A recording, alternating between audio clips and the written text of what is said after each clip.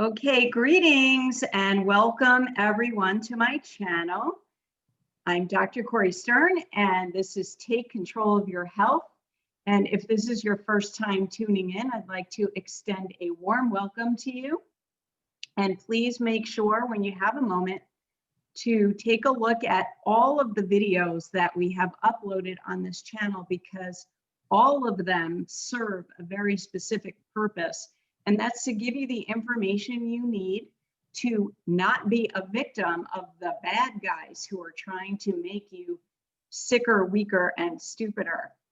And if you are a returning viewer, welcome back. And thank you so much for your support. I really appreciate it. All of your feedback and your comments. Love it. Keep it coming. If you haven't yet had a chance to subscribe, please hit the subscribe button right now. And then if you like the video, please hit like, because it helps other people to find it more easily when you do that. And last and most important, please make sure to share this with anyone you think would benefit from this information, because we are trying to reach and help as many people as we can to optimize their health. So today I am very, very happy, joyful, and excited to have a guest, somebody who I'm very fond of. This is Dr. Myranda Golla, and we call her Dr. G. And Dr. G is a chiropractor and a nutrition expert. So she and I actually do the same thing. And I think that we met, I think I was teaching a class and you were in it, right? Okay. Yes. And she specializes in headaches. And so that's what our topic is going to be today, because headaches are so common and so prevalent. And both of us see a lot of patients with chronic headaches. I just had a new one yesterday. So Dr. G, let's start by you tell us what inspired you to specialize in headaches.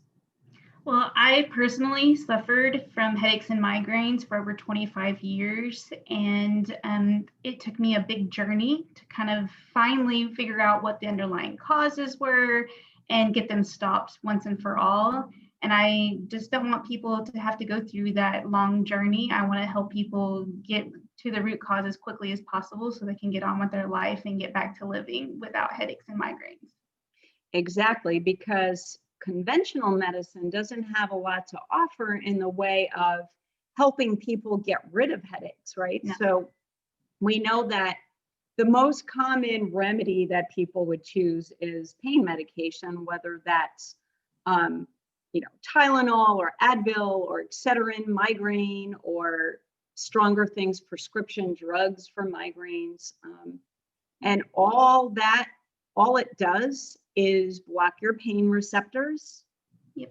So that you're not aware that you're in pain, except that the cause of the headache is still there. Yes. So that's not how you and I work. We actually find out, why does this person have these headaches? And headaches have a lot of different causes, don't they? Yes, lots. And what causes your headache and my headache can be two totally different things. So Yes, yeah. Exactly. So Mm-hmm. I don't know about you. I'm going to tell you what the most common causes that I see. Mm-hmm. And I will say number one is tension. Mm-hmm. Number one for what I see is tension headaches. So people don't realize they have muscles in their scalp. Mm-hmm. You have muscles in your face, your jaw muscles, your neck muscles, and muscles in your shoulders. When they are tense, they can all cause headaches. They can cause different pain patterns. So if your jaw muscles are tight, it can cause one type of headache. If your neck muscles are tight, it can cause a different type of headache. Yes. So let's talk about tension headaches first.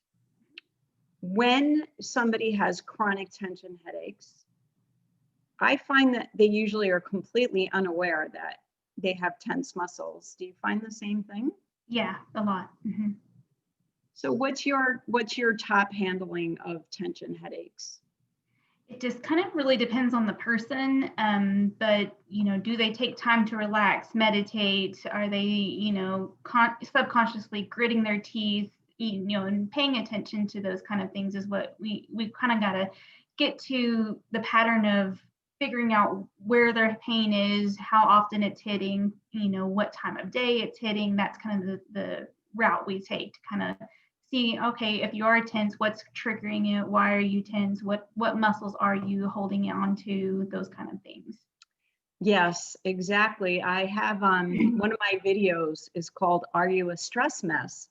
And I actually explain the physiology behind stress and how it causes muscle tightness, right? So it's part of the fight or flight response. It's actually a kind of a normal physiologic reaction for your muscles to tense up when you're stressed.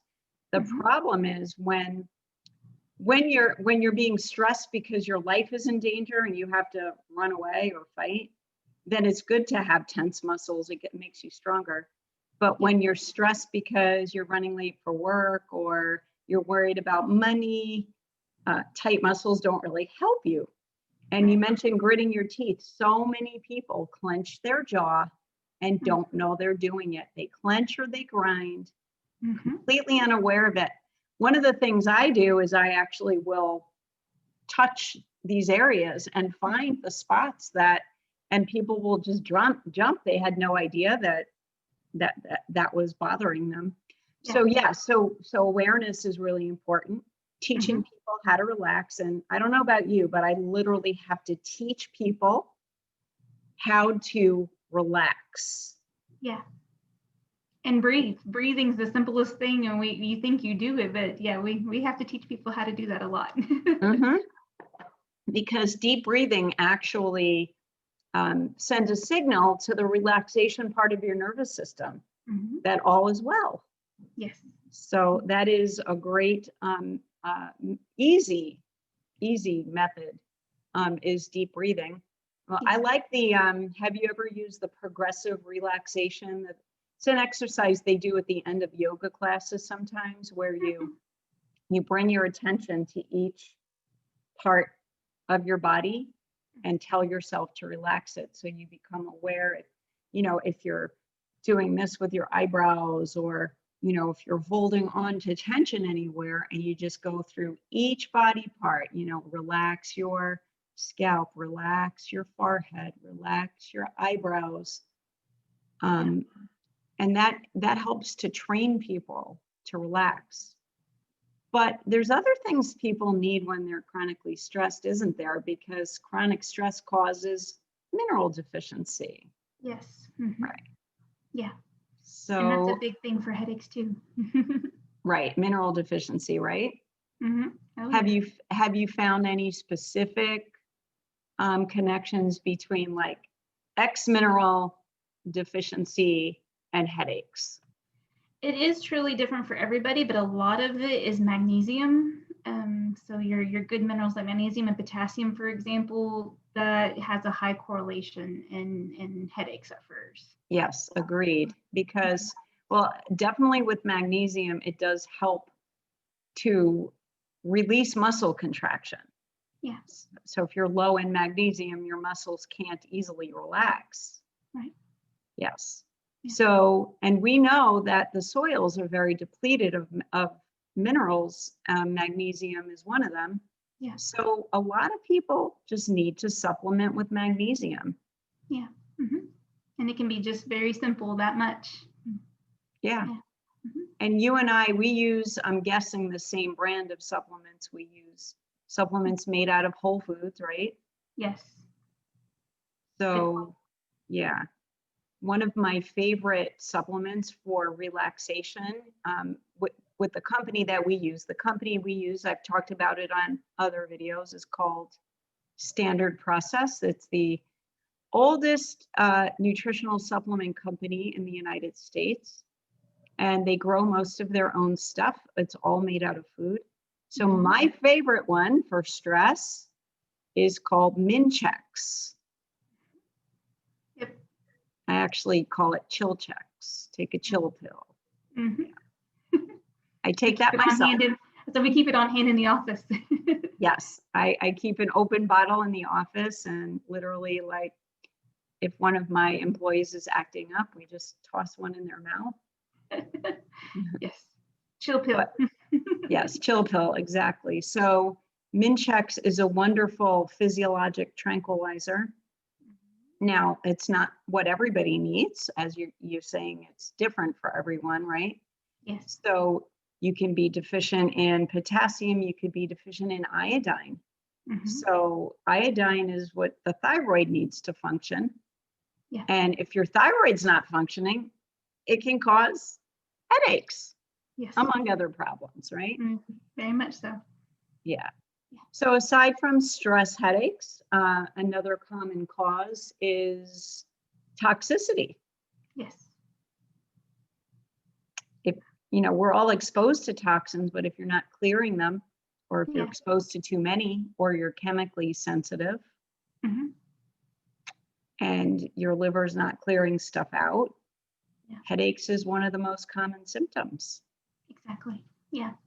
And that's one thing, when I go through a patient, we start with foods. It could be a toxin found in some foods, and then you go into other toxins, chemicals, the household cleaners you're using, the repetitive things you're seeing every day, and those can all be headache triggers. Yes, let's actually try to put together a little list right now. So household cleaners, definitely, if you're using household cleaners that are chemical based. We don't recommend that you do that. It's not necessary. You can clean your house really well without chemicals. Right. Yeah. Yeah. Vinegar and baking soda goes a long way. Vinegar, baking soda. I actually use washing soda. I use a product called Charlie soap. And it's a little stronger than baking soda, but it's completely natural. It does a great job. I use it as a laundry detergent as well as a household cleaner. Okay. Yeah. Comes in a spray bottle, easy to use. Okay, so household cleaners. I also use essential oil blend. Young Living brand calls it Thieves. Thieves they have a household cleaner. Yes. It's made out of cinnamon, rosemary, cloves. What else is in there? Lemon. Yeah. Might be missing something.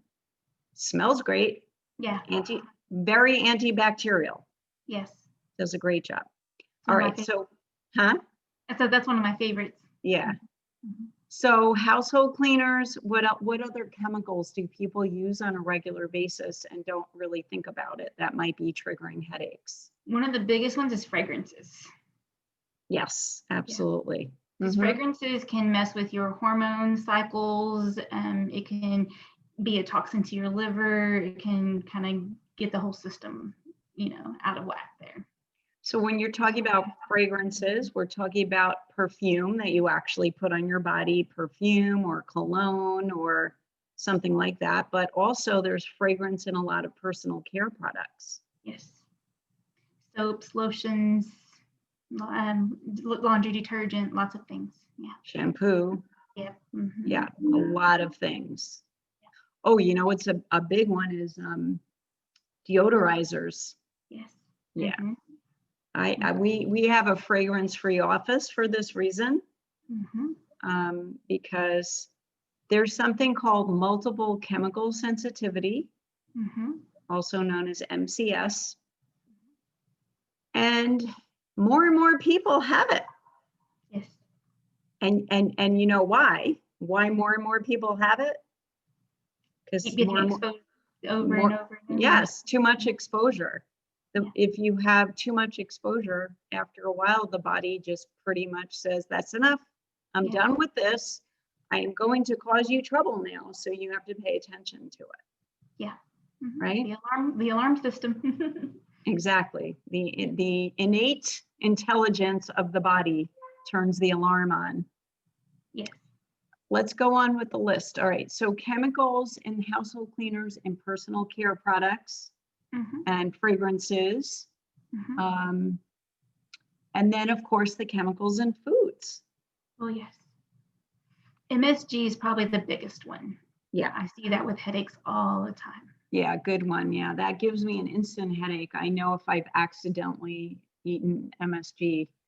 I did a whole video on MSG for that reason. MSG is actually a neurotoxin. It's actually causing damage to the nervous system.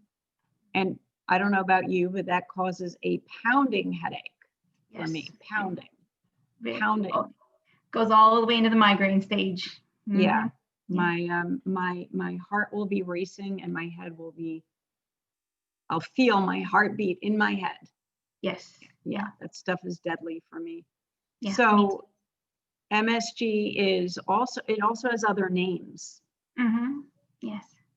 It's very tricky. So keep in mind that, you know, food companies don't care about your health and they don't mind tricking you. Right. So texturized soy protein, texturized vegetable protein. If you actually Google different words for MSG, you'll find a whole list of them. Yeah. I think last I checked, there was at least 13 different names or something. I think you're right. That sounds about right. Yep. I think I might have mentioned them on the video that I did about MSG. I think I looked it up and read them all. Yeah. By the way, I just want to clarify, when I say Google, I don't actually use Google. So it's just like, it's a word now in the English language, but saying DuckDuckGo, it is kind of awkward. Yes. But you know, whatever browser you use, you can look up different words for MSG and avoid it like the plague. Other chemicals in food, I have found that many products, and we're talking about processed products now. Let's differentiate between food and processed products, right? So food is things that God has provided on the planet for us to eat, things that grow on the ground, grow on trees, or have mothers. Yes. And are minimally processed. And if you're a vegan, it's just things that grow on the ground and things that grow on trees. But anything else that has stuff added to it is what we call a processed product. And there's almost always going to be something that's really bad for you in there. Yes. So one of the things that I am finding is snuck into a lot of products is either sucralose or aspartame. Aspartame is also known as equal. And what's the chemical name for sucralose? Or what's the brand name? Splenda. Splenda, yeah. And there are other like sneaky names that both of them have. A sulfame or something like that. I don't know if I'm saying it right. There's some sneaky names. And it is in almost any sugarless gum that you chew, for example, unless you make sure you're chewing gum that is sweetened with xylitol. What did somebody bring in? Somebody brought in a protein powder for me to look at the other day. Artificial sweetener in there. Yep. A lot of medications, over-the-counter medications have, including baby Tylenol, baby aspirin. Those artificial sweeteners are a big source of headaches too, aren't they? Oh, huge, yes. Yeah. And they also cause cancer. Yeah. Yeah. That's your body's alarm system saying, please don't put that in here. Yeah. And of course, food dyes, food coloring, and artificial flavors. So much also. Yeah. Food coloring is in so many things that people don't realize. Yeah. I had a whole video on that. I was horrified to find out some pickles have food coloring in it. You wouldn't think, you know? Think of pickles as little cucumbers soaked in brine. Yep. But no, they make them greener. Yeah. And, you know, a lot of drugs, almost all drugs have food coloring. Yep. And I have a suspicion that a lot of side effects of medications are not only from the chemical that the medication and the mechanism of the physiologic mechanism that the medication is doing, like forcing your body to have an unnatural reaction, but also the food coloring in it. Yeah. Funny story on that. I'm actually allergic to food coloring and didn't realize that Benadryl has food coloring. So you're fighting the allergy with food coloring, the allergy to food coloring with food coloring. So Yeah, exactly. Yes. Yes. back before I knew it. Yeah, no, I mean, it's unless you really just stick with eating food and taking supplements that are made out of food, chances are you're exposing yourself to food coloring. Yeah. And do you know why companies put food coloring in stuff? I'm guessing just to make it more appeasing to the eye. It literally triggers something in you to make you want to eat it. And there's another thing that happens with like take M&Ms, for example. Studies show that you will eat more M&Ms if they are different colors. So if they made a package of M&Ms all one color, you would eat less of them. It's a biological response to, it's like actually a survival response, because your body needs a variety of different color vegetables and fruits. Right. So we have this mechanism built into us to make us interested in eating different colors. Yeah. Yeah. So yeah. the bad guys are using that against us. Yeah. Don't think they didn't figure all this out, and Oh yes. for their evil purpose. Mm-hmm. Yeah. So, all right, I think, can you think of any other chemicals that people are widely exposed to that you've seen as headache triggers? A lot of it, if you look on your labels, the word natural flavors, that one tends to be a big one. It's in a lot of stuff. And just because it has the word natural does not mean it is completely natural. So I see that a lot as far as when I'm looking at ingredients being a headache trigger. Yes, it's a tricky word. Mm-hmm. Natural doesn't mean anything, actually. Mm-hmm. And it's even worse when it says natural and artificial flavors. Yeah. Mm-hmm. I'm trying to think. I mean, I look at my patients' food labels all the time. Mm-hmm. And I see that quite frequently. Yeah. Quite frequently. And we don't know what it is. Yeah. And, a lot of things also, a lot of those natural flavors and some of these, even the less toxic sweeteners like xylitol and erythritol are derived from corn. Yeah. And most of the corn in this country is GMO. Mm-hmm. And GMOs are, they're altered. The DNA is altered in them. Mm-hmm. So I call them monster foods. Mm-hmm. And Franken foods. And they have glyphosate in them, Roundup, right? The weed killer. Mm-hmm.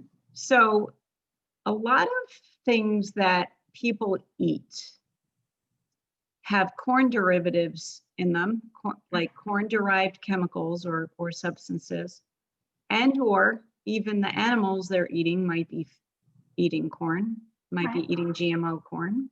Mm-hmm. So corn sensitivity is huge. Yes.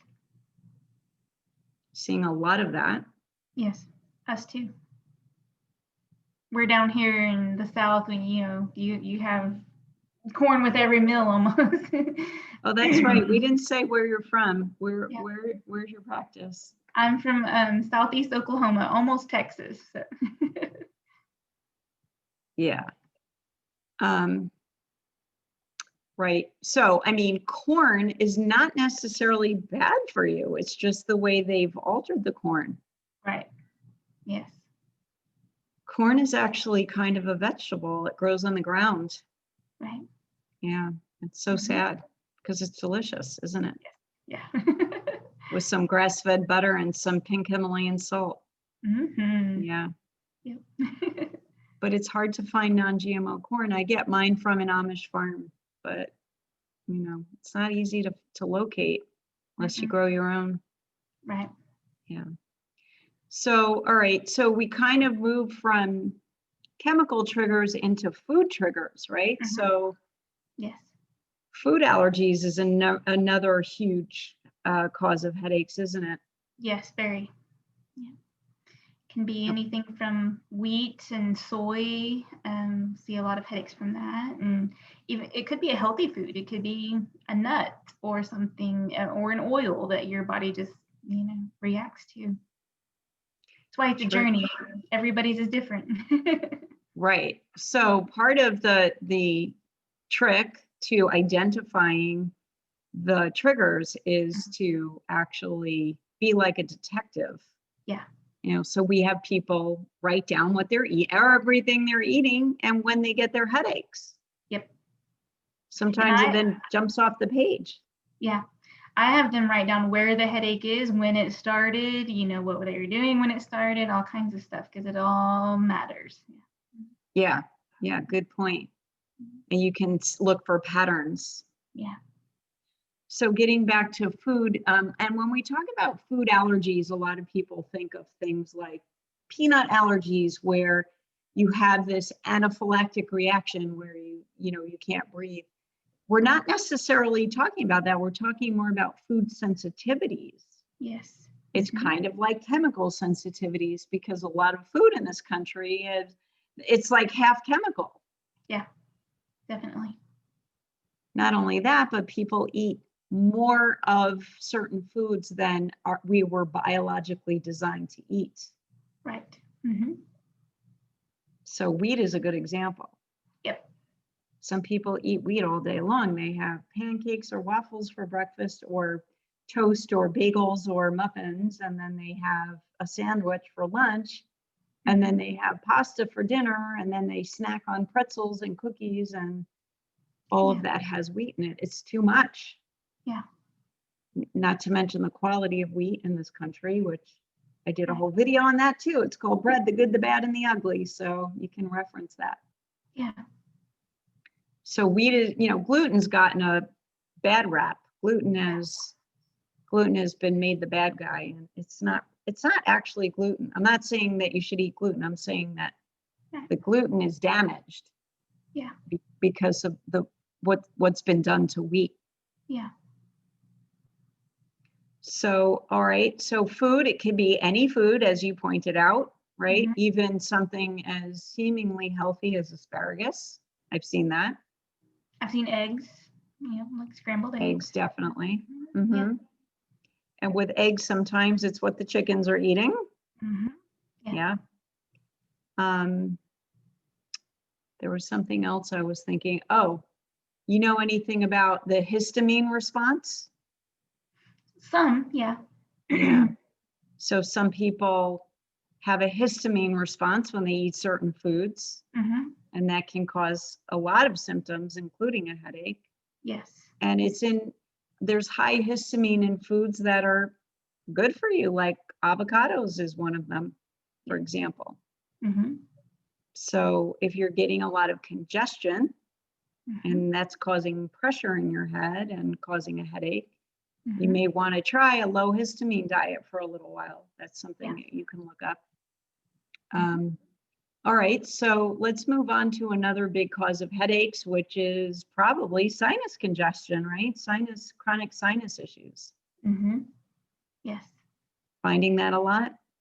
Yeah, I find that a lot. And sinus congestion can be linked back to the digestive system not working right. So it's still going to be in that food pattern, but is your liver functioning at its optimum level? And if it's not, it could be, what's keeping the sinuses from draining like they're supposed to. And then there's immune challenges. Those immune challenges can really trigger some headaches. So it just kind of depends on the person what their individual problem is. Right. So looking at liver, right there, here's a pattern that can happen. Your liver is the primary detoxification organ. You're constantly exposing yourself to chemicals in your food and your household cleaning products and your personal care products. Your liver, and also let's not leave out heavy metals. We didn't mention them, but they're also toxic, right? So if you're cooking in aluminum cookware, it leaches into your food. Or the thing that some people get injected with that starts with a V, that usually has, a lot of them have aluminum or mercury in them. Injecting that directly into your bloodstream. If you're using antiperspirant, with a lot of it has aluminum in it, there's a lot of sources of heavy metals, right? So if you're having constant exposure to metals and chemicals, oh, and we didn't talk about water. My last video was on water. If you're not filtering your water, you're drinking lots of chlorine and fluoride, your liver has a really big job to do. Yeah. And it gets overrun sometimes, and it can't clear stuff out, and it backs up. Yeah. And a lot of people don't know this, that when your liver backs up, you end up congested because your mucus is supposed to drain through your liver. Yeah. One of the places you have some what we call drainage channels, right? So the liver, the bowels, the kidneys, all of those things have to be eliminating properly, or the congestion has nowhere to go and it stays here. Right. Exactly. And then, as Dr. G said, if you also have, let's say, an underlying, what she called an immune challenge. So a lot of people have underlying chronic bacteria or viruses or parasites or fungus or yeast that creates mucus. They create mucus. Yeah. And if it's not draining, or you're producing too much of it, headache. Yes. So in those cases, we have to help with drainage. Yes.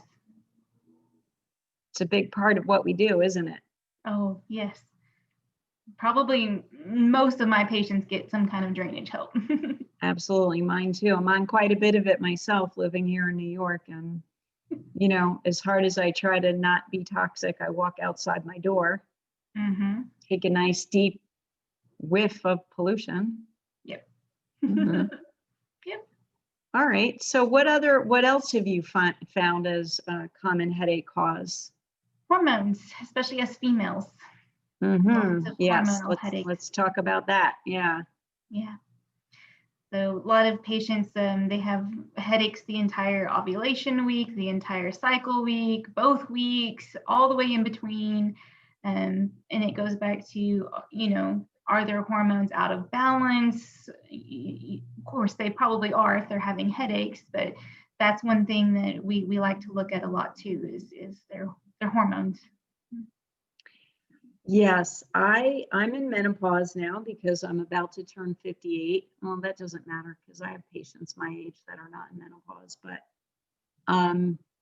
I clearly remember that pretty much every month, a couple of days before I would start my menstruation, I would get a severe headache. And your estrogen levels have to drop sharply in order for menstruation to occur. Right. So that's actually like a normal occurrence. But then what would happen, I noticed, is that when my estrogen levels would drop, my muscle tension would increase. So hormones have an effect on your muscles. People don't always realize that. Yeah. You know, I think God actually intended women to like kind of lay down and rest and take it easy around their menstrual cycle. But, you know, of course, almost none of us do that. No. And then during the cycle itself, when you're bleeding, you can become dehydrated if you don't drink enough fluid, because your blood is really, what's blood? It's really water with some red stuff in it. Yeah. Yeah, so just staying with the hormone, we should talk about dehydration as a cause of headaches too, but staying with hormones for a minute. Let's talk about all of the organs that can be involved in hormone imbalance. Yeah. So you've got ovaries and uterus. Those are two things, obviously. And then you can follow the cycle back to the brain in the hypothalamus, which is part of the brain that's going to be involved in controlling your hormones. Your pituitary gland, that's also involved. And then we have thyroid, the heart, the adrenal glands. All of those are, connected, and they're in the endocrine system. Yes, and so many people have an imbalance in their endocrine system in one or more of those organs that you just mentioned. Yeah. And the kidneys can get involved too. The kidneys actually produce hormones. Yeah. So, and the kidneys regulate blood pressure, and blood pressure is another cause of headaches. Well, we should make sure we cover that. Yeah. But anywhere in that system, so the hypothalamus is the big boss. It tells the pituitary what to do, and then the pituitary gives instructions to the thyroid and so on. Anywhere in that system, if somebody's given the wrong message or not producing enough of their message hormone, you're in trouble. And this is very common. So what do you, in your opinion, what causes hormone imbalance? Why is it so prevalent?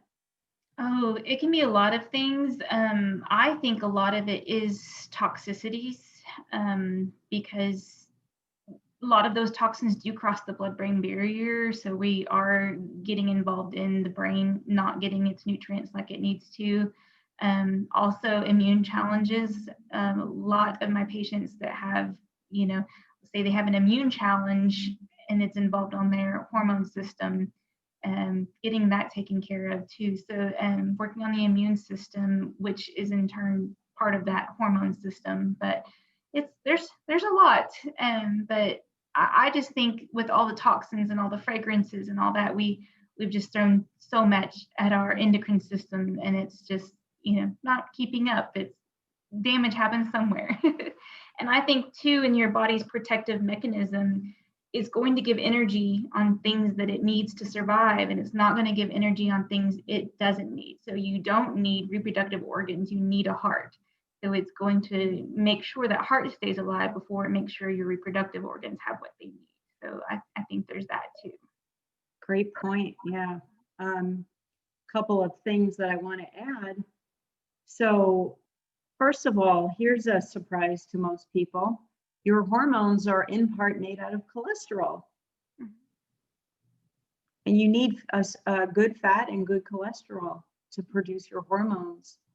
And cholesterol has been vilified, and a lot of people are on cholesterol lowering medication that's going to interfere with your ability to make good hormones. Yeah. So I'm planning to do a whole video just on cholesterol because it's such a misunderstood topic and there's so much false data on it. Yeah. And the same thing with fat, right? So we know that, let's say this is something that we see sometimes. A young girl who might be concerned with her weight and is not eating enough and avoids fat because a lot of people think that fat makes them fat. And then that girl stops menstruating, right? You actually need good fat to produce hormones. So this is something that we have to educate people about, and I have a couple of videos on that topic of fat, because so many people just think fat is bad, cholesterol is bad, I shouldn't eat it, and then they don't know the difference between what fat is good and what fat is not good. It's just so confusing. But I have it all laid out in 2 videos. One is called Fat, Is It Good or Bad? And then the other one is called Commercial Seed Oils Are Deadly. Commercial seed oils can cause hormonal disruption. Yeah. Commercial oils cause hormonal disruption. Yeah. The other thing I wanted to point out is that your liver is involved in clearing out hormones. So we go back to what you were saying about being toxic, causing hormonal imbalance. Yeah. Part of it is what you said, the blood-brain barrier, and then part of it is your liver not being able to handle the clearance of hormones, and then they back up, and you have too much of something. It creates an imbalance. Yeah. Yeah. So liver plays a key role in that as well. Yeah, it's always that liver. And then so many people have thyroid dysfunction. Mm-hmm. So many people. And more people than realize have pituitary dysfunction. The pituitary tells the thyroid what to do exactly. Yeah. So if And you have, go ahead. no, you go. I'm talking too much. That's brought up a lot with patients that, well, I've had my thyroid checked, it's fine. And Right. and I hear that all the time. Well, just because the levels are okay doesn't mean the brain's telling it the right story and all that. Exactly. I had a patient tell me that yesterday, a new patient.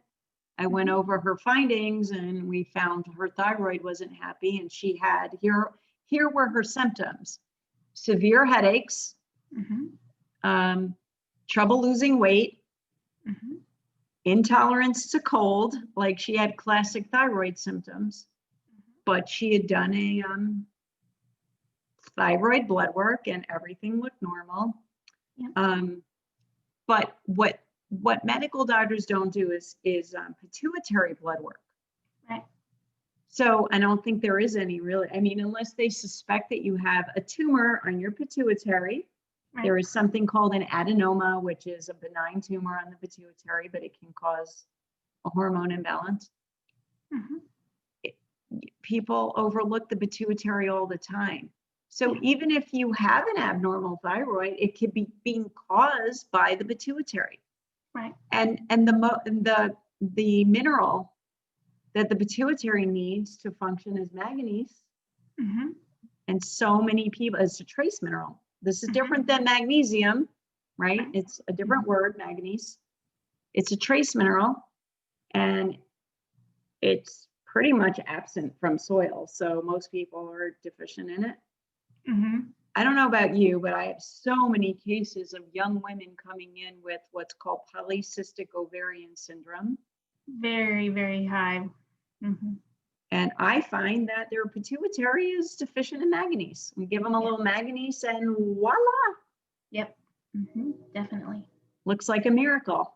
Right? Very easy, very cheap. Right? Exactly. Exactly. I have one of those that I just helped. A young woman, she's 20, I think she's 20, has not had a period for 2 years, overweight, hair growth on her face, loss of hair on her head. And she was a terrible eater. Terrible, terrible. So it took 14 weeks of helping her clean up her diet and take a few whole food supplements, including the manganese. Yeah. And I saw her last Saturday and she said that she had gotten a period. So awesome. Yeah, love that. Oh, she also had headaches, by the way. So yeah. Very common. Yes. Let's move on to another really common cause of headaches, which is dehydration. Yes.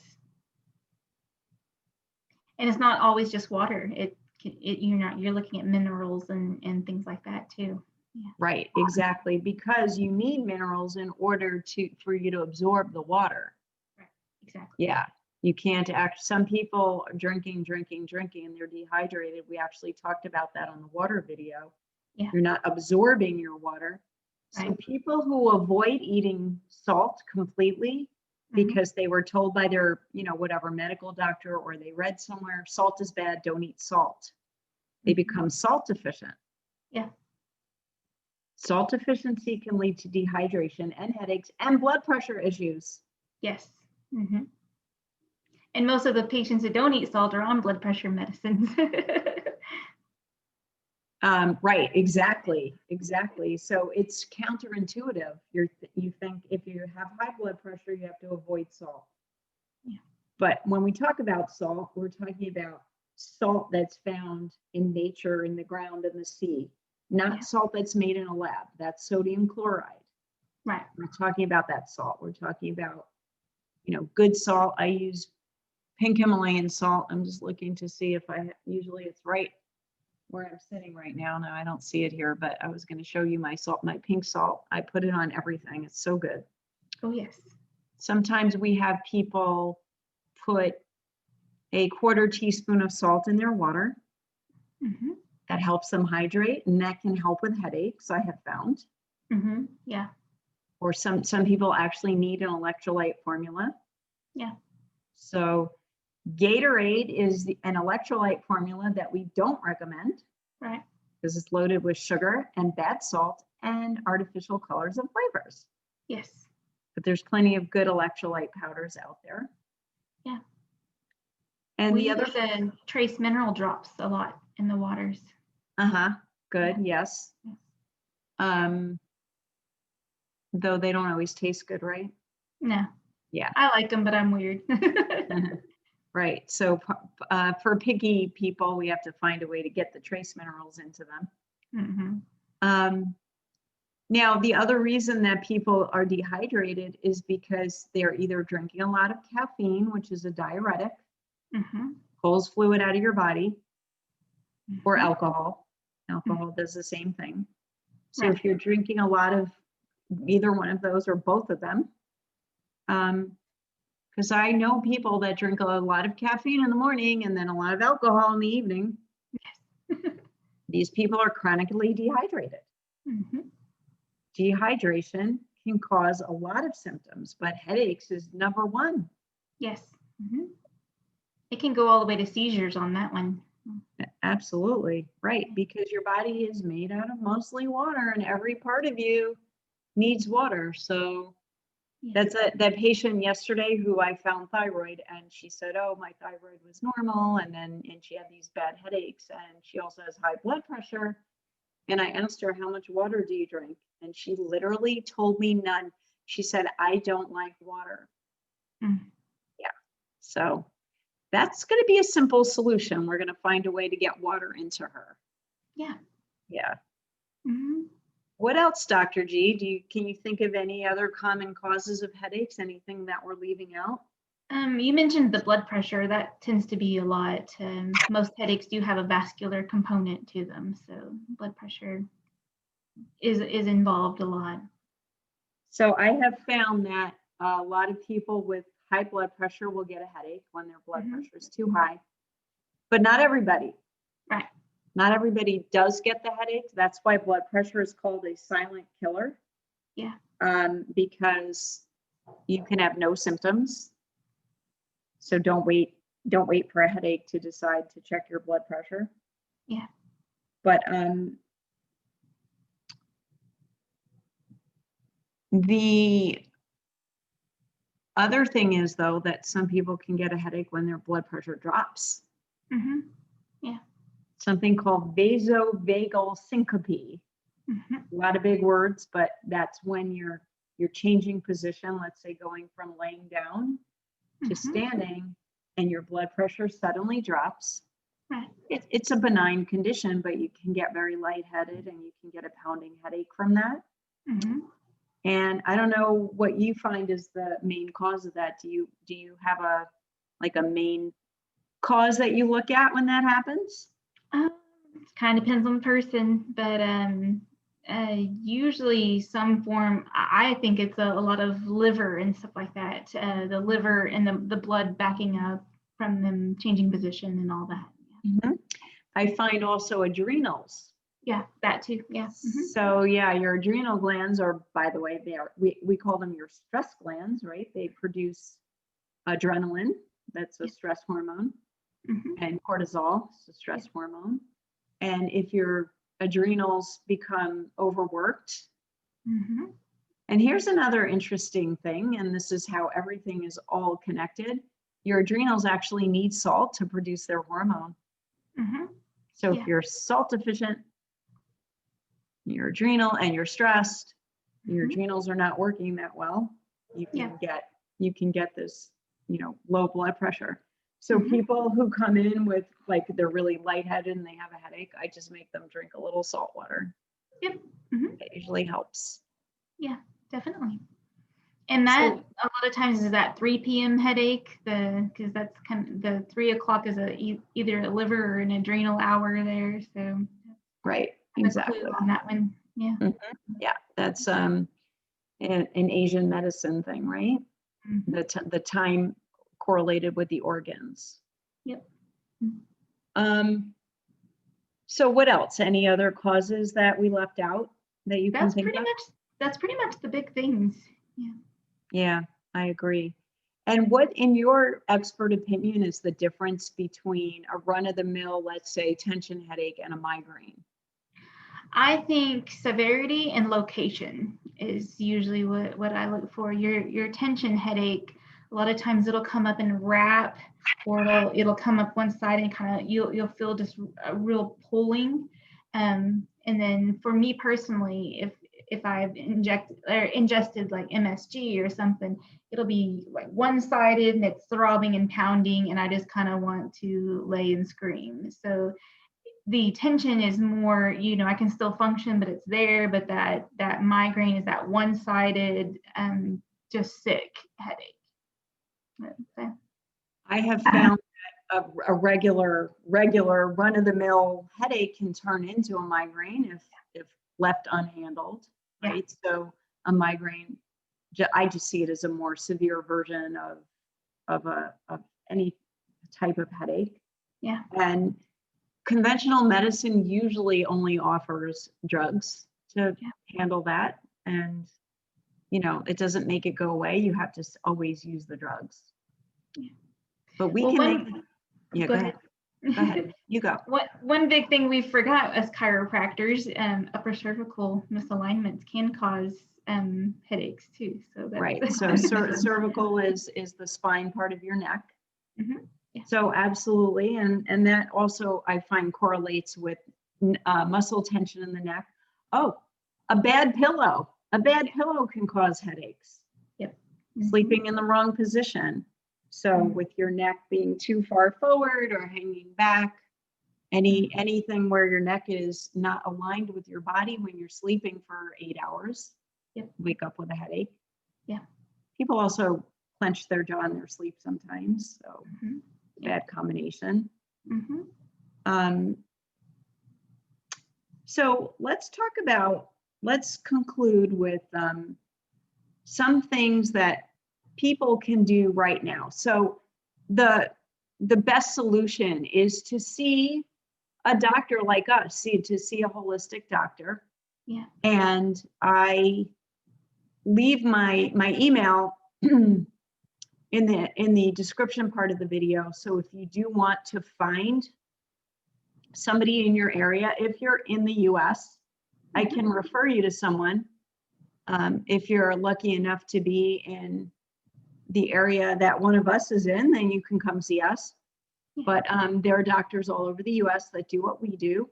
Mm-hmm. If you're not in the US, I have had people reach out to me from the UK, from South Africa, Australia, and I actually was able to give them some referrals. So I'm willing to always try. Yeah. But what can you do right now? Like in the moment, you have a pounding headache. What can you do to handle it until you get to the underlying cause? One of my favorite things is ginger. Run-of-the-mill ginger. You can even pick it up, as much as we hate to, at Walgreens or something if you can't access Whole Foods. But there's actually been studies that show it does almost the exact same thing as like an Imitrex. But most Imitrex patients, about 90% of them have severe side effects, and ginger rarely has a side effect. And it goes back to that liver it helps your liver kind of process and detox a little bit. So if you're having a severe migraine, that is my first thing to try. It will definitely not hurt. How do you prepare it? I like it in a tea. So I do fresh ginger in a cup of hot water and drink a tea. Do you grate the ginger into hot water? Yeah. Mm-hmm. Okay. It's a little hot, but I like it. And if it's a little too much for you, you can squeeze a lemon. So you can have lemon and ginger together in just some hot water. But that's about a tablespoon or so is what I put in my cup. Wonderful. That's great. That's a great tip. Yeah. I will generally if I don't get headaches often, but if I do, I will reach for some peppermint oil. Mm-hmm. I'll put a dab of peppermint oil on my forehead.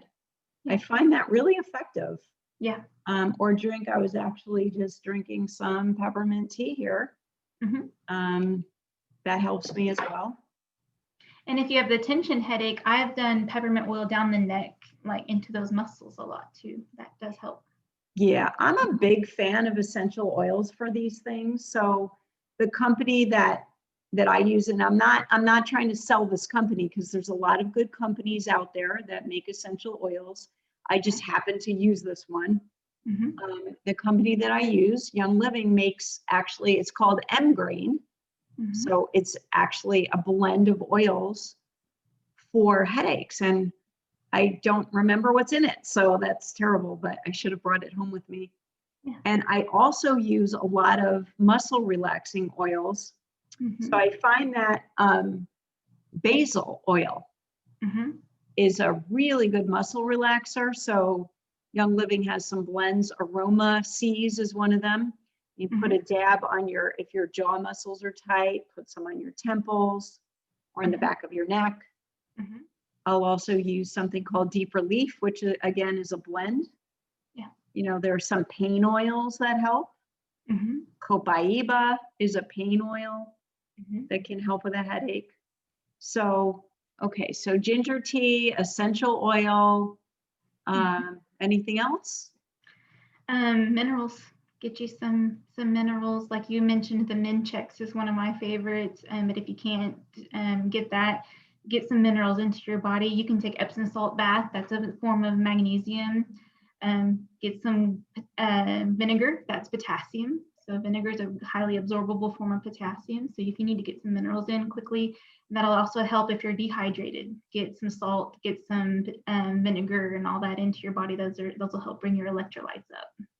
Great. So what kind of vinegar? Apple cider is my favorite. Yeah. So apple cider vinegar, it's best if it's what's called with the mother, which means that it has the the correct fermentation process. Yeah. So the brand that I use is called Bragg. I don't know, BRAGG, Bragg apple cider vinegar with the mother. I don't know if that's sold outside the US, I'm not sure. And, you know, a tablespoon, right? And I recommend that you put it in water because it can actually damage the enamel on your teeth. Yeah. So drinking some apple cider vinegar in water. And you mentioned Epsom salts, which is magnesium. So if you're going to do an Epsom salt bath, make sure that it's organic, you know, good quality Epsom salts. And I tell people to bring some water into the bath with them because a hot bath can actually make you sweat and make you a little dehydrated. Yeah. And then if anybody wants Minchex, reach out to me and I can hook you up with Minchex because Minchex is the bomb. Yes. Wouldn't want to live my life without it. Yes. No. Yeah. Great. And did you have anything else you wanted to say before we end? No, I think we've covered pretty much everything. Good. Wonderful. And did you say that you're working on a blog?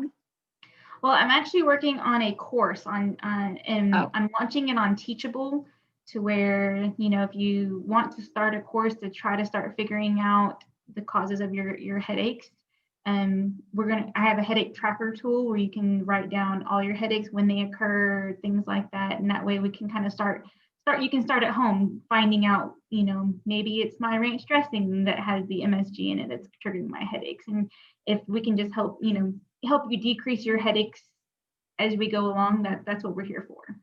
Wonderful. So, and is it ready? Am I going to be able to put a link to your to that site?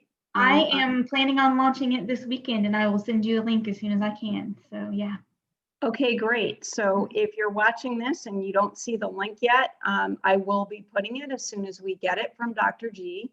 Yeah. And I'm now also offering virtual, I'm scared to announce this because I've been bombarded with requests, but I'm offering virtual evaluations to help get you started. And I don't know, do you do that, Dr. G? I don't, but that's something I've really kind of been wanting to do. So. All right. Well, this might force you into it. So we'll put your contact information up as well. So Thank you again, guys, for watching. Don't forget to hit the subscribe button and the like and the share. And thank you so much for watching and keeping your attention here with us. And take care, be well, and we will see you again very soon.